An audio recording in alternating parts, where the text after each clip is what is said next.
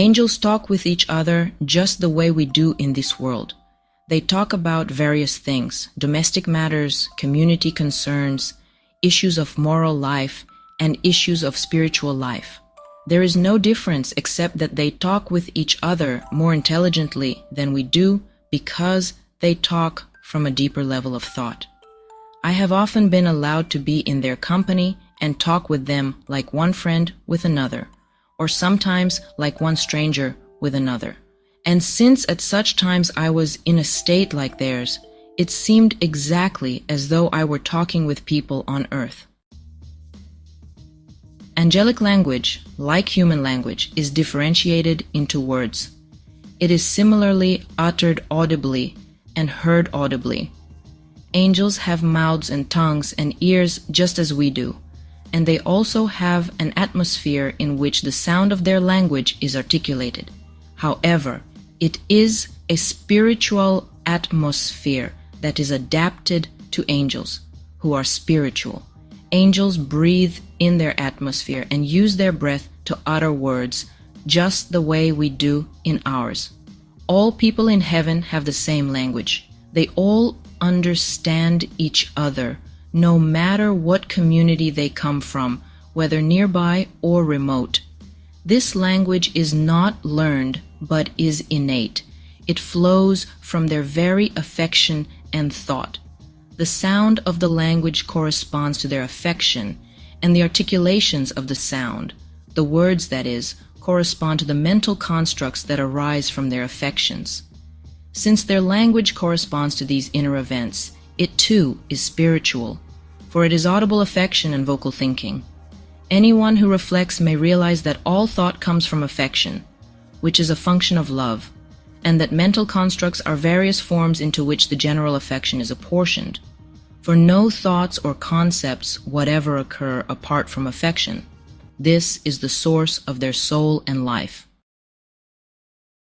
This is why angels know simply from speech what kind of person someone is.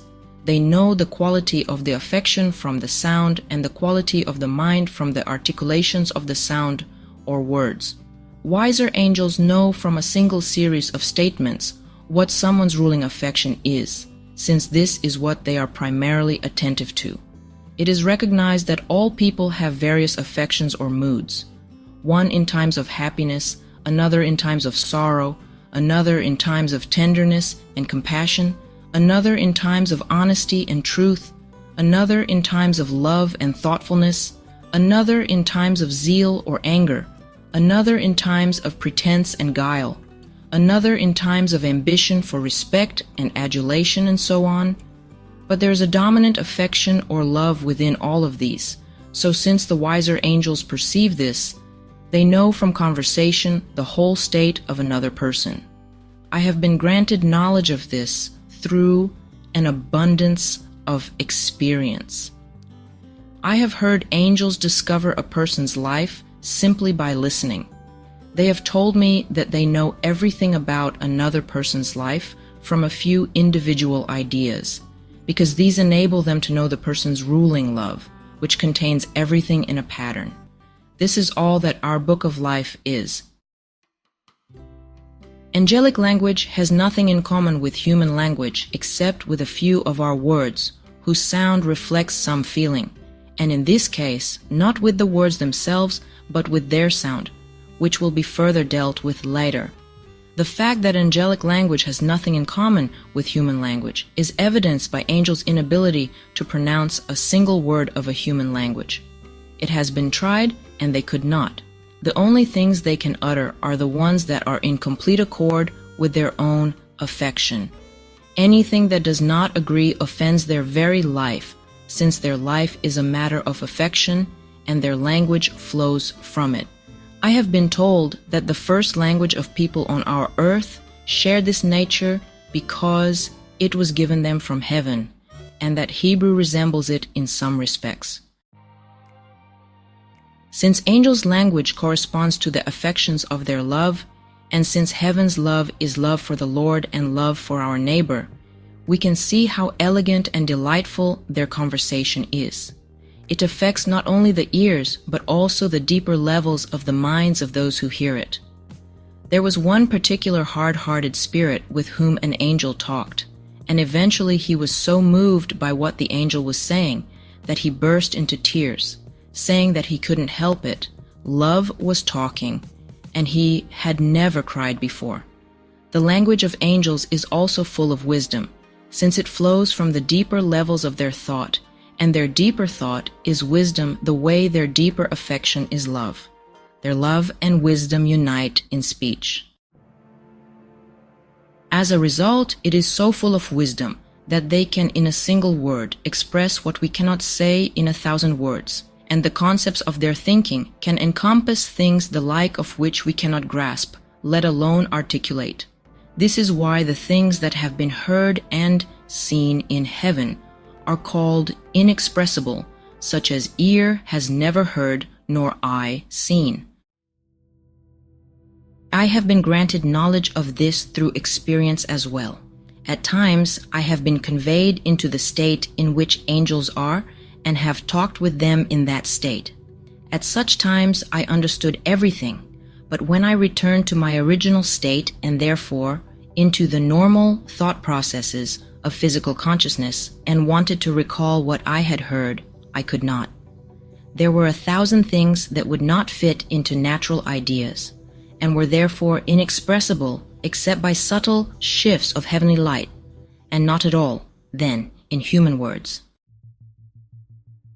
The individual ideas of angels that give rise to their words are also variations in heaven's light, and the affections that give rise to the sounds of the words are variations of heaven's warmth. This is because heaven's light is divine truth or wisdom, and heaven's warmth is divine good or love. And angels receive their affection from divine love and their thought from divine wisdom. Because angels' language flows directly from their affection, since their individual ideas are various forms into which their affections are apportioned. Angels can express in a minute more than we can say in half an hour, and can present in a few words things that would make many pages of writing. This too has been witnessed to me by a great deal of experience. Angels' individual ideas and the words of their language form a single whole, the way an efficient cause does with an effect. For what is presented in the words as an effect is what is resident in the ideas as a cause. This is why a single word contains so much within itself. When the details of angels' thought and the consequent details of their language are presented in visual form, they look like a subtle wave or flowing atmosphere in which there are countless elements in their own pattern, elements of their wisdom that enter into thought at a higher level and stir the affections. The individual ideas of anyone, whether an angel or one of us, can be presented visually in heaven's light when it so pleases the Lord. Angels who live in the Lord's heavenly kingdom talk much the same way as angels who are citizens of the Lord's spiritual kingdom. However, heavenly angels talk from a deeper level of thought than spiritual angels do. Further, since heavenly angels are attuned to the good of love for the Lord, they talk from wisdom, while spiritual angels, being attuned to the good of thoughtfulness toward their neighbor, which in its essence is truth, talk from intelligence. For wisdom comes from what is good, and intelligence from what is true. The speech of heavenly angels is like a gentle stream, soft and virtually unbroken, while the speech of spiritual angels is a little more resonant and crisp. Then too, the vowels U and O tend to predominate in the speech of heavenly angels, while in the speech of spiritual angels it is the vowels E and I. The vowels stand for the sound, and in the sound there is the affection. For as already noted, the sound of angels' speech is responsive to their affection, and the articulations of the sound or the words correspond to the individual ideas that stem from their affection. For this reason, the vowels do not belong to the language but to a raising of its words by means of sounds, toward various affections according to the state of each individual. So in Hebrew, the vowels are not written and are also pronounced variously. This enables angels to recognize what someone's quality is in respect to affection and love. Further still, the language of heavenly angels lacks any hard consonants and rarely puts two consonants together without inserting a word that begins with a vowel. This is why the little word "and" is inserted so often in the word, as can be determined by people who read the word in Hebrew, in which language that word is soft, and in either pronunciation is a vowel sound. We can also learn some of this from the vocabulary of the Hebrew Bible, since the words belong to either a heavenly or a spiritual category. That is, they involve either what is good or what is true. The expressions involving what is good make ample use of the vowels U and O, and to some extent A, and the expressions involving what is true make use of E and I. Since affections are expressed primarily through sounds, words that use U and O are well loved in human language to express great matters like heaven and God. Musical sounds tend in this direction as they rise, when they are dealing with such matters, but not when they are dealing with lesser things. This is why the art of music is so adept at expressing various kinds of affection. There is a certain concord in angelic speech that is indescribable. This concord stems from the fact that the thoughts and affections that give rise to speech flow forth and spread out in keeping with heaven's form being what determines how everyone there associates and communicates. The same kind of speech we find in the spiritual world is innate in all of us, but in the deeper part of our intellect. However, since for us it does not come down into words that parallel our affections the way it does for angels, we are unaware that we possess it. Yet this is why we have access to the same language as spirits and angels when we arrive in the other life, and know how to talk with them without being taught. But more on this below. There is, as already noted, a single language for everyone in heaven, but it does vary in that the language of wiser people is more profound and more full of shades of affections and specific concepts. The language of less wise individuals is less profound and not so full, and the language of simple people is still less profound, actually consisting of words that yield meaning only the way they do when we on earth talk with each other. There is also a language of facial expressions that switch over to a sound modified by ideas, and a language in which images of heaven are combined with concepts, and the concepts are presented visually. There is also a language of bodily movements, responsive to affections and portraying the same things that their verbal expressions do. There is a language of shared affections and of shared thoughts. There is a thunderous language, and there are other languages as well.